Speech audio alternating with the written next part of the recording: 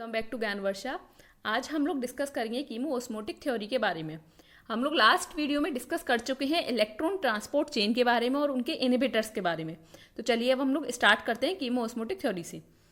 देखिए, कीमोओस्मोटिक थ्योरी को डिस्कस करने से पहले हमें कुछ चीज़ें पढ़नी है। एक है electrochemical proton gradient.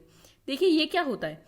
Electrochemical proton gradient जो है pH gradient plus voltage gradient constitute करते हैं इलेक्ट्रोकेमिकल प्रोटॉन ग्रेडियंट को।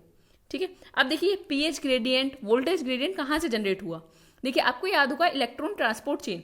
अगर आपको याद नहीं है तो मैं आपको थोड़ा सा रिवीजन कराती हूँ। वैसे मैं वीडियो के एंड में इसका लिंक दे दूंगी, लेकिन अभी आप समझिए। देखिए ये आपका माइटोकॉन्ड्रिया, आपको पता है माइटोकॉन्ड्रिया डबल मेम्ब्रेन बाउंड ऑर्गेनेले है। ये आउटर मेम्ब्रेन है, ये अंदर इनर मेम्ब्रेन है इसकी। ठीक है, आपको पता है कि जो प्रोटीन कॉम्प्लेक्सेस होते हैं तो इलेक्ट्रॉन ट्रांसफर होता है फाइनल इलेक्ट्रॉन एक्सेप्टर के पास। तो जब इलेक्ट्रॉन ट्रांसफर होता है तो H ions inter membrane space में जाते हैं। ये जो बीच का स्पेस है इसे इंटर मेम्ब्रेन स्पेस कहते हैं और ये मैट्रिक्स ऑफ माइटोकॉन्ड्रिया है। तो एच आइंस कहाँ जाते हैं, मैट्रिक्स ऑफ माइटोकॉन्ड्रिया से कहाँ पर, इंटर मेम्ब्रेन स्पेस में। इतनी बात आपको क्लियर है ना इलेक्ट्रॉन ट्रांसपोर्ट चेन से, जो हम पढ़ चुके हैं प्रीवियस वीडियो में।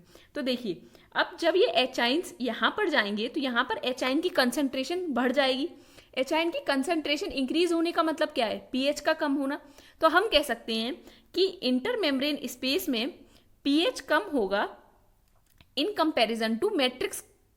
ठीक है, पीएच कम होगा इंटर मेम्ब्रेन स्पेस में मैट्रिक्स के कंपैरिजन में। और हम ये भी कह सकते हैं कि वहां एच आइंस की कंसंट्रेशन ज्यादा होगी मैट्रिक्स के कंपैरिजन में। दोनों बात सही है। तो पीएच ग्रेडियंट, अब आप खुद सोचिए कि पीएच ग्रेडियंट जनरेट हुआ कि नहीं हुआ। यहां पर पीएच कम है इन कंपैरिजन टू मैट्रिक्स। ठीक है, तो पीएच ग्रेडियंट जनरेट हो गया। दूसरी बात, अब वोल्टेज ग्रेडियंट कहां से आया। देखिए क्योंकि एच आइंस पॉजिटिवली चार्ज हैं तो पॉजिटिव चार्ज जो है ज्यादा होगा क्योंकि एच आइंस ज्यादा है इंटर मेम्ब्रेन स्पेस में, तो पॉजिटिव चार्ज ज्यादा होगा इंटर मेम्ब्रेन स्पेस में in comparison to matrix space. तो वोल्टेज ग्रेडियंट भी जनरेट होगा कि नहीं होगा। समझ आया आपको कैसे पीएच ग्रेडियंट और वोल्टेज ग्रेडियंट जनरेट हुआ। तो pH gradient and voltage gradient constitute the electrochemical proton gradient. और ये जो इलेक्ट्रोकेमिकल प्रोटॉन ग्रेडियंट है एक्सर्ट करता है प्रोटॉन मोटिव फोर्स को, जिसे हम बोलते हैं पीएमएफ। ठीक है, ये आपको समझ आएगा आपको आगे चल के कि हम इलेक्ट्रोकेमिकल प्रोटॉन ग्रेडियंट की अभी यहाँ पर बात क्यों कर रहे हैं। ठीक है, अभी आप कंसेप्ट समझिए और ये मेरी श्योरिटी है आपको पूरे कीमोओस्मोटिक थ्योरी अच्छी तरीके से यहाँ पर समझ आएगी। अब हम नेक्स्ट चलते हैं। देखिए आपको डिटर्मिनेशन करना है pH gradient and membrane potential को। ठीक है, डिटर्मिनेशन करना है pH gradient and membrane potential का। तो हम डायरेक्ट तो नहीं कर सकते मेजरमेंट पीएच ग्रेडियंट और मेम्ब्रेन पोटेंशियल का। तो पीएच ग्रेडियंट आप देखिए कैसे डिटर्मिनेशन करेंगे। Inside pH can be measured by trapping fluorescent pH sensitive dyes inside vesicles formed from the inner mitochondrial membrane. और यहाँ जो membrane potential means voltage gradient आप कैसे डिटरमाइन करेंगे। देखिए आपको पता है कि ये माइटोकॉन्ड्रिया है। माइटोकॉन्ड्रिया के जो मेम्ब्रेन होती है सेल मेम्ब्रेन वो इम्परमिएबल होती है आइंस के लिए। तो यहाँ पर आपको पता है यहाँ पर बाहर पॉजिटिव चार्ज ज्यादा है क्योंकि एच आइंस की कंसंट्रेशन ज्यादा है। और जो मैट्रिक्स ऑफ माइटोकॉन्ड्रिया है मींस इनर मेम्ब्रेन के अंदर वाली साइड पॉजिटिव चार्ज कम है। ठीक है, तो आपको पता है कि आइंस मूव नहीं कर सकते सेल मेम्ब्रेन के अक्रॉस। तो हम एक आइनोफोर का यूज करेंगे जो है वेलिनोमाइसिन। ध्यान से सुनिए, वेलिनोमाइसिन एक आइनोफोर है जो कि क्या करेगा कि परमिएबल कराएगा पोटेशियम आयन को अंदर जाने के लिए। पोटेशियम आयन अंदर जा सकता है जो इनर मेम्ब्रेन है उसके अक्रॉस, यहाँ अंदर आ जाएगा पोटेशियम आयन। आपको पता है नेगेटिव चार्ज है अंदर इनर मेम्ब्रेन में। ठीक है, और पोटेशियम आयन अंदर आएगा। तो पोटेशियम आयन जब अंदर आएगा इनर मेम्ब्रेन में तो जितना ज़्यादा पोटेशियम आयन एक्यूमुलेट होगा मैट्रिक्स में तो आप डिटरमाइन कर पाएंगे कि उतना ही ज़्यादा मेम्ब्रेन पोटेंशियल होगा। समझ पा रहे हैं आप इस चीज़ को। क्योंकि सपोज कीजिए ये आपकी इनर मेम्ब्रेन है। ठीक है, यहाँ पे आपने आइनोफोर लगा दिया। आइनोफोर क्या करेगा, पोटेशियम आयन को परमिएबल कराएगा अंदर आने के लिए। आपने आइनोफोर कौन सा है हमारे यहाँ पे, वेलिनोमाइसिन। वेलिनोमाइसिन क्या कराएगा, परमिएबिलिटी कर देगा कि पोटेशियम आयन अंदर आता जाए। क्योंकि पोटेशियम आयन जितना ज्यादा अंदर आएगा, क्योंकि अंदर की तरफ नेगेटिव चार्ज है, तो जितना ज़्यादा पोटेशियम आयन आएगा, क्योंकि पोटेशियम आयन पॉजिटिव चार्ज है, तो पोटेशियम आयन जितना ज़्यादा एक्यूमुलेट होता जाएगा मैट्रिक्स में, तो हम कह सकते हैं कि उतना ज़्यादा मेम्ब्रेन पोटेंशियल है। ठीक है, तो आप डिटरमाइन कर पाएंगे अपना मेम्ब्रेन पोटेंशियल। और इक्विलिब्रियम पे आप कैसे डिटरमाइन करेंगे? At equilibrium the value of membrane potential can be calculated from Nernst equation. ठीक है, अब हम आगे चलते हैं। मेरे हिसाब से आपको इतनी चीज़ क्लियर हुई होगी। अब हम चलते हैं कीमो ओस्मोटिक थ्योरी के ऊपर। इसमें आज हम कीमो ओस्मोटिक थ्योरी के बारे में बेसिक्स बातें पढ़ेंगे। नेक्स्ट वीडियो में हम एटीपी सिंथेस के बारे में पूरा पढ़ेंगे। एटीपी कॉम्प्लेक्स का जो पूरा पार्ट है वो हम नेक्स्ट वीडियो में पढ़ेंगे। आज हम बेसिक कीमो ओस्मोटिक थ्योरी किसने दी, क्या दिया, और एक्सपेरिमेंटल प्रूफ्स के बारे में पढ़ेंगे। तो देखिए 1961 में पीटर मिटचेल थे। पीटर मिटचेल एक साइंटिस्ट थे जिन्होंने क्या कहा कि उन्होंने एक प्रपोज्ड की एक मैकेनिज्म को, he proposed a mechanism of chemiosmotic coupling by which energy released from respiration is used to drive synthesis of ATP। इसका क्या मतलब है, आप मैं समझाती हूँ। देखिए ये आपकी इंटरमेम्ब्रेन स्पेस है, मैं लाइट कलर यूज करती हूँ, आपको दिखेगा जिससे कि ये आपकी इंटरमेम्ब्रेन स्पेस है, ये आपको दिख रहा है, ये आपकी इंटरमेम्ब्रेन स्पेस है। अब ये इंटरमेम्ब्रेन स्पेस ये आपको दिख रही है, यहाँ पर एचाइन की कंसंट्रेशन ज्यादा है। अब हमें इतना पता लग गया एचाइन की कंसंट्रेशन इंटरमेम्ब्रेन स्पेस में होगी। अब देखिए जो ये एचाइन्स हैं इनमें क्या होती है, एक टेंडेंसी होती है। देखिए क्योंकि एचाइन की कंसंट्रेशन यहाँ ज्यादा है इनके कंपैरिजन में, तो इलेक्ट्रोकेमिकल प्रोटॉन ग्रेडियंट जनरेट हो गया। तो इलेक्ट्रोकेमिकल प्रोटॉन ग्रेडियंट क्या कंस्टिट्यूट करेगा, प्रोटॉन मोटिव फोर्स को। तो एक थर्मोडायनेमिक टेंडेंसी होती है इनमें कि ये दोबारा वापस जाएंगे मैट्रिक्स में। इंटरमेम्ब्रेन स्पेस से प्रोटॉन जो है दोबारा वापस जाएंगे मैट्रिक्स में। क्यों जाएंगे? क्योंकि पीएच को इक्वल करने के लिए, पीएच को इक्वल करने के लिए ये दोबारा से इक्वलाइज करने के लिए मैट्रिक्स में जाएंगे। अब किसकी हेल्प से जाएंगे? एटीपी सिंथेस कॉम्प्लेक्स की हेल्प से जाएंगे। ठीक है, यहां से होते हुए जब ये जाएंगे एचाइन्स, तो कुछ हीट को, कुछ एनर्जी को डिसिपिएट करेंगे। अब जब कुछ एनर्जी रिलीज होगी तो क्या होगा, जो एडीपी होगा हमारा मैट्रिक्स ऑफ माइटोकॉन्ड्रिया में, वो कन्वर्ट होगा एटीपी में। आप समझ रहे हैं?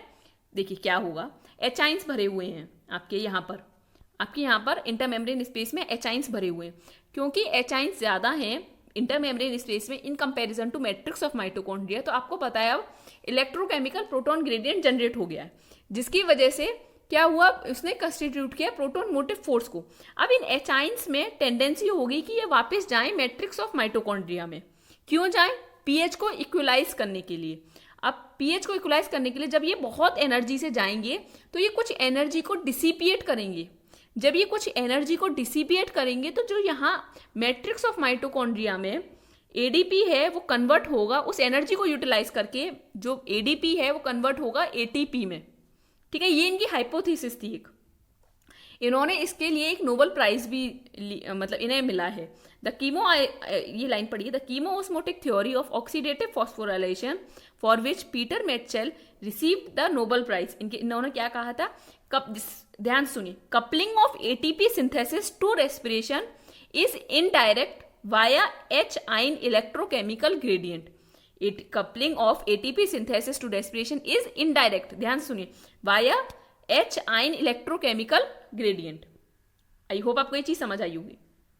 तो हम इसके बारे में हम पढ़ लें, थोड़ा सा मैं लिख के लाई हूं इसलिए आपके लिए। दिस मॉडल प्रपोजेस, थोड़ा डार्क कलर यूज करते हैं। This model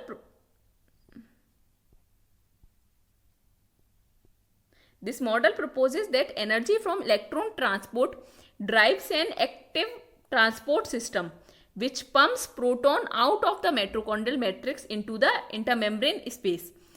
This action generates an electrochemical gradient for proton. Electrochemical gradient generate हो गया with a lower pH। अब लोअर पीएच आप बताइए, सोचिए कहाँ होगी, जहां एचाइन्स की कंसंट्रेशन ज्यादा होगी। एचाइन की कंसंट्रेशन कहाँ ज्यादा है? इंटरमेम्ब्रेन स्पेस में। with a lower pH value outside the inner mitochondrial membrane than inside। समझ रहे हैं आप? ये इनर माइटोकॉन्ड्रियल मेम्ब्रेन है, ये आउटर माइटोकॉन्ड्रियल मेम्ब्रेन है। तो इनर माइटोकॉन्ड्रियल के आउटसाइड की तरफ मींस इंटरमेम्ब्रेन स्पेस में। The protons on the outside have a thermodynamic tendency flow back into the matrix, दोबारा वापस आएंगे वो मैट्रिक्स में, so as to equalize pH. जब लेकिन when protons do flow back, जब प्रोटॉन फ्लो बैक करेंगे मैट्रिक्स में, the energy is dissipated, energy निकलेगी कुछ, सम ऑफ इट बीइंग, उसमें से कुछ एनर्जी जो है यूज हो जाएगी एटीपी की सिंथेसिस के लिए। समझ आया? कुछ नहीं, प्रोटॉन्स हैं, इलेक्ट्रोकेमिकल ग्रेडियंट जनरेट हो गया, अब उनमें टेंडेंसी है कि वो वापस आएंगे पीएच को इक्वलाइज करने के लिए। जब वो मैट्रिक्स ऑफ माइटोकॉन्ड्रिया में वापस आएंगे तो क्या होगा कि कुछ एनर्जी डिसिपिएट होगी, वो एनर्जी जो है यूटिलाइज हो जाएगी एडीपी को एटीपी में कन्वर्ट करने के लिए। ठीक, लेकिन ये एक हाइपोथेसिस थी। इसका experimental proof Andre Jagendorf and Ernest Uribe ने 1966 में दिया था। देखिए, ये जो थ्योरी आई थी वो 1961 में आई थी, जो हाइपोथेसिस थी, जो कि पीटर मिटचेल ने दी। लेकिन जो इसका प्रूफ आया वो 1966 में अर्नेस्ट अराइव एंड एंड्रे ज़ेगेंड्रॉफ ने दिया। ठीक है, this experiment showed that pH gradient across the membrane can mediate ATP synthesis. देखिए, मैं आपको समझाती हूँ इसका क्या मतलब है। आपको क्लोरोप्लास्ट के बारे में पता है, उसमें थाइलेकॉइड होते हैं, थाइलेकॉइड की एक मेम्ब्रेन है। ठीक है, इस पे ये क्या है, CF0 CF1 ATPase, C is for chloroplast, CF0 CF1 ATPase। Okay, अब देखिए इसका pH 7 है। मैं आपको जैसे जैसे समझा रही हूँ वैसे वैसे समझिए। इसका pH 7 है। इनको क्या किया आपने, ये थाइलेकॉइड्स को आपने एक बीकर में रखा जिसका pH था 4।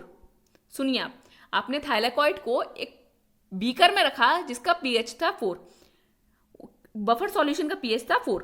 जब ये pH 4 था तो क्या हुआ, आपने इसका इक्विलिब्रेशन किया और थाइलेकॉइड मेम्ब्रेन का pH भी 4 हो गया। मींस थाइलेकॉइड का जो थाइलेकॉइड है, थाइलेकॉइड का जो ल्यूमन है उसका pH भी 4 हो गया। समझ गए आप इतना बात? अब क्योंकि थाइलेकॉइड ल्यूमन का pH 4 हो गया, आपने उसे ट्रांसफर कर दिया pH 8 के बीकर में।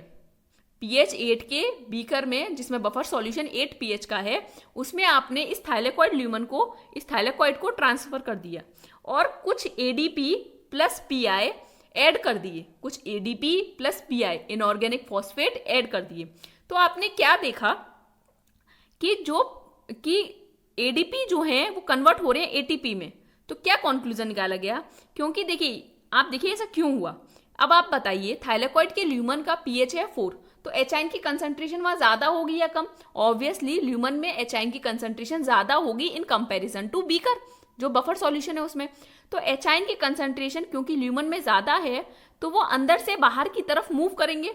अब जब वो अंदर से बाहर की तरफ आएंगे तो बहुत स्पीड से आएंगे। जब वो बहुत स्पीड से आएंगे तो वो कुछ एनर्जी को डिसिपिएट करेंगे, जो कि कुछ एनर्जी उसमें से कौन यूटिलाइज कर लेगा, एटीपी को कन्वर्ट करने के लिए। इतना बात आपको समझ आया? और जो ये रिएक्शन है ये डार्क में हुई। ये जो रिएक्शन है ये कहाँ हुई, डार्क में। मैं आपको बताऊंगी ये डार्क में क्यों हुई। देखिए, डार्क में ये इसीलिए हुई क्योंकि कोई भी, अगर सपोज कीजिए रिएक्शन लाइट में होती तो हम कह सकते हैं कि मे बी कुछ लाइट एनर्जी इसने यूज की होगी एडीपी को एटीपी में कन्वर्ट करने के लिए। पर क्योंकि ये रिएक्शन जब डार्क में हुई तो हम कह सकते हैं वहां कोई भी अदर एनर्जी नहीं है एक्सेप्ट इस H आयन की एनर्जी के अलावा।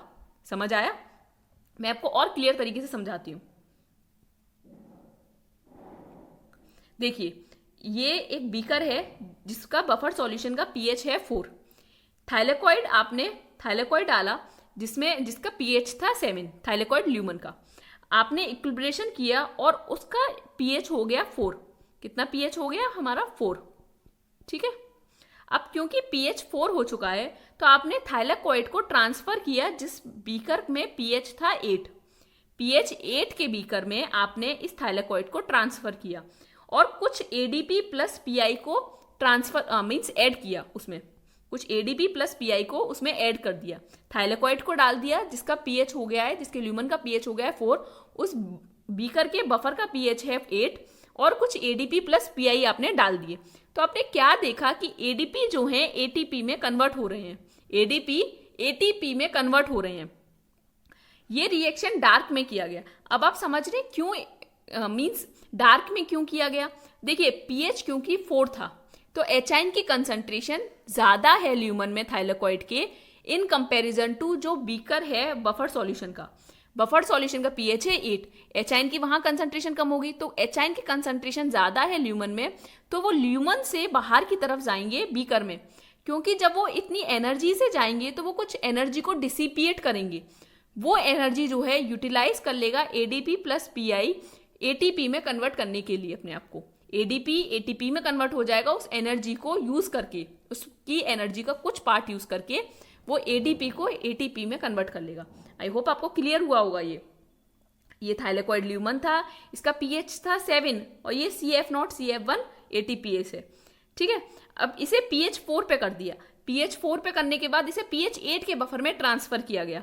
pH 8 के जब बफर में से ट्रांसफर किया गया तो वहां pH 4 में एचाइन की कंसंट्रेशन ज्यादा है, तो ज्यादा से कम की तरफ मूव करेंगे तो एचाइन आए बाहर की तरफ निकल के, इलेक्ट्रोकेमिकल प्रोटॉन ग्रेडियंट जनरेट हो चुका है, तो एचाइन्स आए pH को इक्वलाइज करने के लिए। जब एचाइन्स इतनी स्पीड से आ रहे हैं बाहर तो वो कुछ एनर्जी को निकालेंगे।